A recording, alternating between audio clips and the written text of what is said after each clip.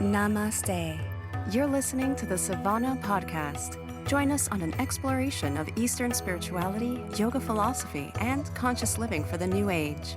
This podcast is a production of SavannahSpirit.com, the best place to shop for unique clothing, spiritual handcrafted jewelry, healing gemstones, and fair trade gifts from the Far East. Now, here's your host, Brett Larkin. Hello, Savannah family. Welcome back to the show. I have a big announcement today, and it's actually that the show is going to go on a break. Yes, I know it's a little bit sad, but it's also exciting because we always need to take a break in life in order to refresh and recharge. So I'm really excited to share today's episode with you. But after today, there's not going to be any new episodes for a couple months while Savannah and I kind of regroup. Savannah's planning some big things on their end with their website, some really awesome changes they're making. And I am especially busy right now because I'm planning my 300 online YTT, and you're going to have to do the 200-hour YTT in order to do it. So those of you who are interested in that, I want you to know that there's a class starting in May, and you can take it at a highly, highly discounted rate if you're already a yoga teacher and thinking that you might want to do 300 with me as well. So I definitely want to encourage you to stay subscribed here on the podcast. Listen to our incredible archive of so many past episodes. I mean, hundreds and hundreds. But just know that after this episode, there's not going to be regularly bi-weekly episodes like there's been, but the podcast will definitely be back in a couple months. I want to thank you all so much for your support of the show. I know so many of you have left incredible reviews. So many of you have DM'd me or sent me messages on Instagram. I'm at Larkin Yoga TV if you want to keep in touch in the interim, and told me how much certain episodes have resonated with you, and it's meant so much to me. Please don't forget to continue to support Savannah Spirit. Without them, this show is not possible. And many of you know right now we have kind of a gift box that Savannah and I have teamed up together. So it's all my favorite items from SavannahSpirit.com in this really beautiful Uplifted gift box. It has a crystal cleansing smudge set, which is also one of Savannah's best sellers website-wide. It has a baby pocket Ganesh, a beautiful anklet, lavender incense, this really beautiful moonstone mini bracelet that I wear all the time, and Himalayan sea salt that you can put in the bath. And this box is $120, but right now it's $59. So it's a really great deal. You want to grab it. And it can even be cheaper than that if you're a first-time Savannah Spirit customer. Use that code, TAKE25 for $25 off this order or any first order that you want to use on the website. Now, without further ado, let's jump into today's episode. So I wanted to speak to you all today about creating a consistent yoga practice at home, because it's the one thing that I know will change your life for the better, for sure. It's going to regulate your energy. I don't think I need to talk a lot about the benefits of consistency, but life is so unexpected and crazy, and there's so little we can truly control. I think a lot of us are in denial about that. We think that there's a lot we control if we just worry enough or work hard enough or strive hard enough. And the reality is we actually control so little. The only thing we really can control, the few things we can, right, is like the food we eat and how we choose to spend our time. It's so incredible to me, like how much intentionality we need to bring to how we choose to spend our time, especially in the modern day and age when it seems like every device, from our phones to our TVs, to commercials to advertising you hear, is really just designed to suck you in and distract you. So that's a place where I'd encourage you to try to get some clarity. And this wasn't even my plan to talk about as my first tip, but really try to get intentional about how do you want to spend your time? Do you want to spend it scrolling on Twitter or spending time on Facebook or watching TV? Or do you want to spend it in more eye contact with your loved ones, or more time in meditation, speaking to yourself, connecting to yourself? In the sacral chakra course that I just put together in the Uplifted membership, there was a really cool stat, the presentation that I created, which is, I believe, because I'm just remembering off the top of my head, but it's like we have 1 million synapses, like neurotransmitters in the body dedicated to receiving external input, or maybe it's 1 billion, but regardless of what the number is, it's 3x. So it's either a trillion.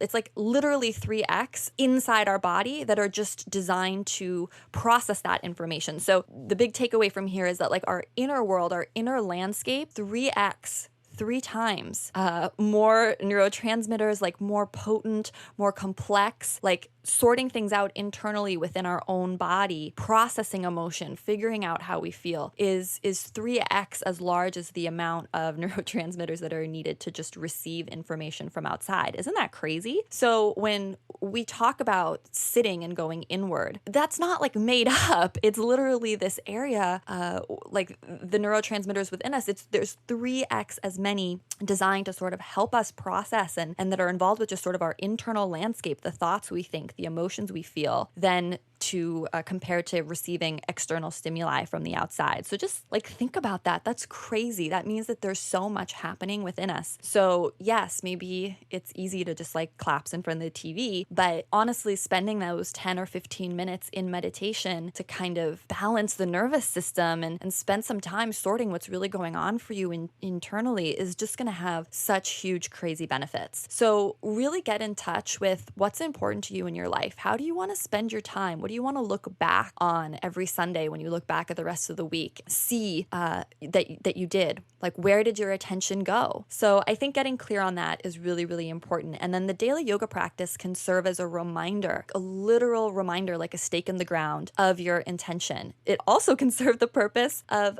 being that consistency, right? Because again, there is so little that we can control, but you can control making it to your mat every day. Even if you're sick, you can do a modified practice. Even if you miss your regular time, maybe you overslept or something, you can still make it later in the day. So here are some of the practical tips I wanted to share with you. I mentioned this in an earlier podcast, but I'm a huge fan of having a default yoga practice, and I encourage all my Uplifted members to figure this out for themselves, and we have some stuff in the membership that helps them do that. So you need to pick a class. I'm guessing like maybe you're practicing at home is the assumption here. If you can go to a studio every single day, that's amazing. But most people I talk to have a home practice who are really devoted to cultivating a daily yoga practice like this. It can be like an online video, or it can be a routine that you've just memorized and do. But what I see happen with so many folks, again, it's like technology is like so helpful, but so not helpful. You maybe end up scrolling and looking for classes for, you might lose 8 or 10 minutes just trying to figure out what class to do because you're looking for variety or who knows. So I want you to eliminate that whole process. Yes, on certain days it's fun to discover and try something new, but have a default practice that's just the one you always go to when you're just tired, when your brain's not working, when you don't feel like doing your practice. It's just like autopilot, kind of like how athletes just have a certain set of drills that they always do. But like if they just aren't motivated, don't want to change things up, you need a default. And then the deeper tip here is that I actually want you to have 3 default practices. And I'm going to actually tell you about my 3 default practices because I thought many of you might be interested in that. So I want you to have a default practice that's 15 minutes long, that's 30 minutes long, and then it's either 60 or 45 minutes long, depending your lifestyle and how much time you have to practice. So for me, I have a 15-minute practice. For me, all of these are Kundalini based. I do practice a lot of vinyasa, but I kind of try to do these default practices at least once a week. The 15-minute one is obviously for when I just have no time. And it's just like the better than nothing option. It includes a lot of breath of fire, which really just elevates your energy in a short amount of time. And when I just know I don't have a lot of time, but I'm like, oh, I need to keep my practice in because I'm committed to myself to doing that every single day. It's just like, boom, I just have this 15-minute and I can just do it. And it's such a relief. It is such a gift to know that I have a 15-minute practice that I can just do anytime. And I've actually recorded that exact same practice. I'm including it in an upcoming Kundalini course. So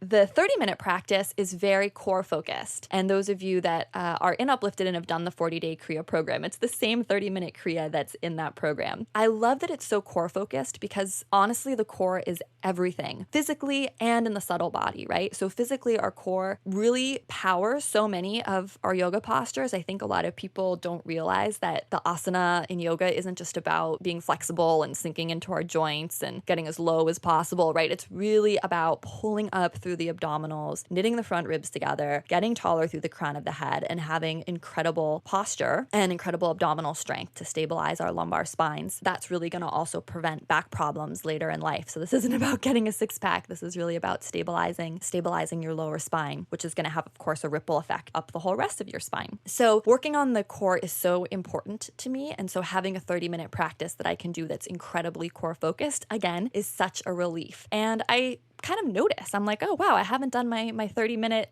really intense core practice in, maybe 2 or 3 or 4 or 5 days. I should slip that in, right? And then the 45-minute or 60-minute, what I actually have is I have a 60-minute Kriya. It's also in the Uplifted membership as a 40-day Kriya program option. And the last 15 minutes are basically meditation. So that works really well for me because I can do the 45-minute version and skip the meditation. Obviously not ideal, but some days that has to happen. Or I know that I can do the full 60 and include the meditation. So by having just those 3 classes sort of just downloaded on my phone, I know them. If I ever don't know what I'm doing for my morning practice, but I just, I can kind of tell how much time I have available, boom, I can get those done. And I really try not to let 10 days go by, even if I'm doing other classes in the morning, and miss one of those. I start to feel disconnected from myself and my practice. So you can do this right now. Find a routine online. I have tons of free ones on YouTube. There's many teachers on YouTube that are offering free content. You can just find a 15, 30, and maybe 45 or 60-minute routine that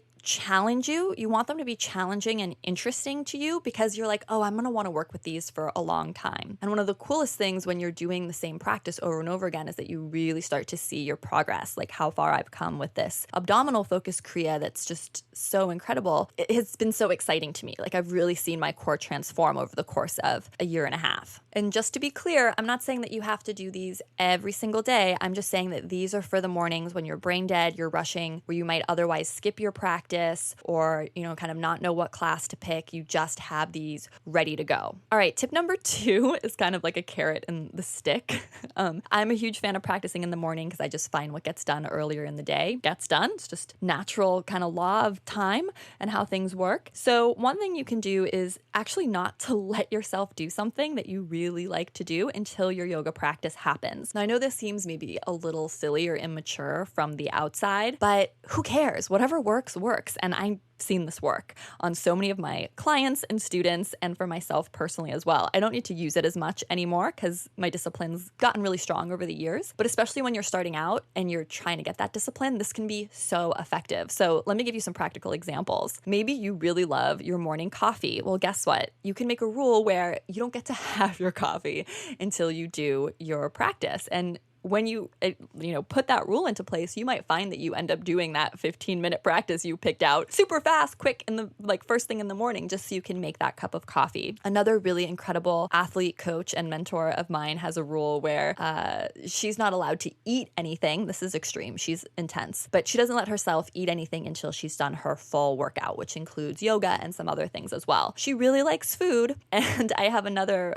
friend in the same boat who doesn't let themselves shower. They love showering in the morning, and the shower is not allowed to happen until their workout or practice happens. So those are just some ideas. It's, again, a little, I don't know, you could say it's silly, but it really, really works. So if you're someone who's trying to get that discipline in, I would encourage you to check out this method. Now, my last tip for you, tip number 3, involves journaling. Of course, I love journaling, but I'm really surprised, even when I talk to my YTT alums and some of my most advanced students, I ask them, what affirmations are they writing? What is their journaling practice like? And I'm so shocked when so many of them tell me that they're not writing kind of affirmations or goal statements or mantras. I mean, I don't really care what you call them, but they don't have clear vision statements that they're writing down every single day. And one thing that I actually got hung up on with my own writing process is that I use the Uplifted journal. It's a journal that I created and sell. You can even get the digital version online now at upliftedjournal.com. Of course, because it's designed for this, it's designed to let you check off that you meditated and did yoga and what you're grateful for. And it has a very direct place where you write these affirmation statements and also kind of teaches you how to do it. I, of course, really like using my journal. But what I noticed is I got so attached to writing in the journal that some days I'd actually miss doing my affirmation writing just because the journal would end up in my kid's room and he's napping and I couldn't access it. Or I'd be at a cafe and I didn't bring the journal, and that's kind of when I felt like doing it. And I realized I needed to release the perfectionism of the affirmation writing always happening in in the journal, and I just needed to make sure that it happened all day, no matter what. So that means that you can write it on a napkin. It means that you can write it just on your phone and send it as a text message to yourself or email to yourself. It means that it can happen on scrap paper. It means that it can happen on the back of an envelope. A lot of times right after I get the mail, there's always like a lot of junk. If I haven't done my affirmation writing, I'm like, oh, let's write it right now. And sometimes I even just end up throwing that away. But it's about the repetition, and it's about the consistency. And having these affirmation statements are going to keep you so focused and really kind of change your brain. Those of you that did the New Year's affirmation writing workshop that I offered, which is also in the Uplifted membership if you want to check out that replay, I go into a lot of detail about how you can write these affirmation statements for yourself in a way that feels really personal and powerful and motivating. And I shared the one that I have around doing yoga every day. That affirmation is, I have a deep spiritual practice. I have a deep spiritual practice. I have a deep spiritual practice. I write that down 3 times every day, no matter what. And what's interesting about that affirmation for me, and feel free to use it if it works for you, as I said in the workshop, affirmations are not like exclusive, like steal them anytime you hear one you like, especially mine. I'm more than happy for you to use them and take them on. And you might see as you continue writing them over days and weeks and years that they evolve and change. It's so cool. But anyway, that I have a deep spiritual practice. It's really hard for me to write that 3 times every day and then not do yoga or meditate. It just feels really incongruent. It's like, how could I be writing this and not have practiced today, right? So I don't know what that is or what that sounds like for you. And then, of course, I have several of these affirmation statements I'm working with. Many are around money. Some are around my marriage and my relationship. Some are just around, other things that I'm working on changing in my life. So again, there's a lot more detail in the Uplifted membership if you want to check out the workshop on this. But my key point for you here is to figure out what an affirmation statement is that you could write down 3 times every day. I think 3 is the magic number that has to do with your daily practice, right? And you can use the one I offered up, or you can come up with a different one. But when you're writing that one all the time and then you're not making it to your mat, the point is that it makes you just feel like a fraud. And that's really going to kick your little booty into gear to make this practice happen. And of course, if you're listening to this podcast, it's like, you know what the benefits are, right? You know the benefits of even just 15 minutes, of even just 5 minutes. I think I have a 5-minute routine going up on YouTube pretty soon, which, sounds ridiculous, but it makes a difference. And the last idea that I want to leave you with is that your yoga practice is cumulative. It's like accruing money in a bank. So the more you do it, even if it's just little pieces throughout the day, like 5 minutes here, 5 minutes there. Oh, wow. Something happened on the weekend and you got in a 75-minute class. It all counts. It's all good. I literally think of it like this mountain of good juju, good karma that's just slowly getting bigger over time. So often I think when we don't have a full 60 minutes or the ability to go to a studio or even a full 30 minutes, we're like, oh, well, it's just not worth it. It's not going to do anything. It's not going to count. And you need to realize that for what it is, which is an excuse, huge excuse. It's your mind chatter, not kind of being aligned with your highest evolvement, which again is why the affirmation statements I think are just so vital, because it starts showing you how that line is so not how that thinking is so not in line with what you're creating in your life. So my hope is that some of these tips can be helpful in getting you to the mat, because I really want everyone who craves a consistent daily practice to have that for themselves. Because the other thing that's going to start to happen, as beyond all the other benefits that you know about with yoga, you're going to become so proud of yourself. You're going to have this sense of self-worth and self-esteem and pride that comes from making it to the mat every day that no one can take away from you, no matter what happens the rest of your day. That is, it's worth everything. It's invaluable to have that inner self-worth and inner connection. And I see so many students and folks that I work with, especially women, struggling with that. And so this is a place where you can really step into your power, build up your confidence so easily. So I encourage you to check all this out. Remember, the Uplifted membership, if you're interested, is 100% designed to support people on this path. So you can go to upliftedyoga.com. And again, if you've never been a member before and you want to take advantage of the free trial I mentioned, enter the coupon code podcast. I want to thank Savannah Spirit for all the incredible work that they've done on this podcast. They are an amazing family-owned company, you guys, and the next time that you're shopping for yoga clothing or jewelry or gemstones, go to their website, right? Support them because they support this show. This is goodbye for a little bit, goodbye for now, but definitely not goodbye forever. Keep in touch with both me and Savannah. So you can find us on Instagram at Savannah Spirit, and I'm at Larkin Yoga TV. All the links that I mentioned in this episode, the link to the beautiful Uplifted box, combo box that you can get on Savannah right now, I'm going to put in the show notes. I'm sending you so much love from my heart to yours. Make it to your mat every day, and namaste. You've been listening to the Savannah Podcast. To find out more about Savannah, go to savannahspirit.com or follow Savannah on Facebook at facebook.com/Savannah Spirit. For daily inspiration, check out our blog at savannaeast.com. Be sure to join us next week for a new episode, and thank you for listening to the Savannah Podcast.